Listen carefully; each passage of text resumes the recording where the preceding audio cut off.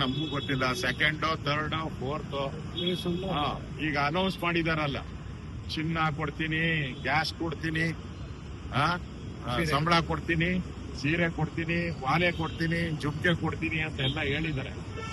ಒಂದ್ ವರ್ಷ ಬಿಡಿ, ಅವೆಲ್ಲ ಕೊಡ್ತಾರ ನೋಡೋಣ.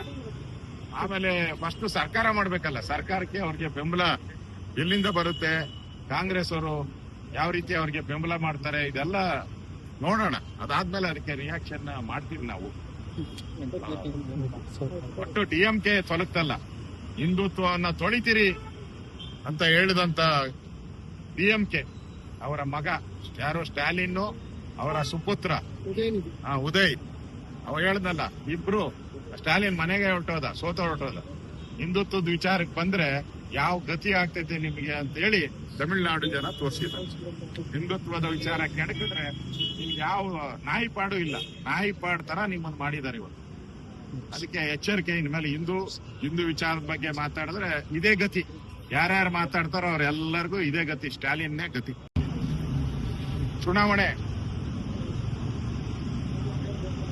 ಚಿತ್ರನಟ ವಿಜಯ್ ಒಂಥರ ಸಡನ್ ಆಗಿ ಬ್ಲಾಕ್ ಆರ್ಸ್ ತರ ಬಂದ್ಬಿಟ್ಟಿದ್ದಾರೆ, ಆದ್ರೆ ಮೆಜಾರಿಟಿ ಸಿಕ್ಕಿಲ್ಲ. ಈ ಕಾಂಗ್ರೆಸ್ ಏನಿದೆ, ಇವರೆಲ್ಲ ಎಲ್ಲಿ ಊಟ ಸಿಗ್ತೈತೋ ಅಲ್ಲಿ ಓಡೋಗೋರು, ಯಾರ ಮನೆಯಲ್ಲಿ ಊಟ ಚಂದಾಗಿ ಸಿಗ್ತೈತೋ ಅಲ್ಲಿ ಓಡೋಗೋರು. ಅವ್ರಿಗೆ ನೀತಿ, ನಿಯತ್ತು, ನ್ಯಾಯ, ಧರ್ಮ ಏನೂ ಇಲ್ಲ ಅವ್ರಿಗೆ. ಇಷ್ಟು ದಿನ DMKನ ಆಡಿ ಹೊಗಳಿದ್ರು, ನಮ್ಮ DMK ಅಂತೇಳಿ. ಈಗ ಅಲ್ಲಿನ ಕಾಂಗ್ರೆಸ್ ಪಾರ್ಟಿ, ಕಾಂಗ್ರೆಸ್ಸಿನ ತಮಿಳುನಾಡು ಘಟಕ ವಿಜಯನ್ಗೆ ಸಪೋರ್ಟ್ ಮಾಡಬೇಕು ಅಂತೇಳಿ ತೀರ್ಮಾನವನ್ನ ತೆಗೆದುಕೊಂಡಿದ್ದಾರೆ ಕಾಂಗ್ರೆಸ್ ಪಾರ್ಟಿಯವರು. ನಾಚಿಕೆ ಆಗ್ಬೇಕು ಇವ್ರಿಗೆ. INDA ಮೊದಲೇ ಇತ್ತಲ್ಲ, ಅದು ಇಂಡಿ ಒಕ್ಕೂಟ, ಅದು ಒಂಥರ ಕಳ್ಳರ ಒಕ್ಕೂಟ ಇದ್ದಂಗೆ.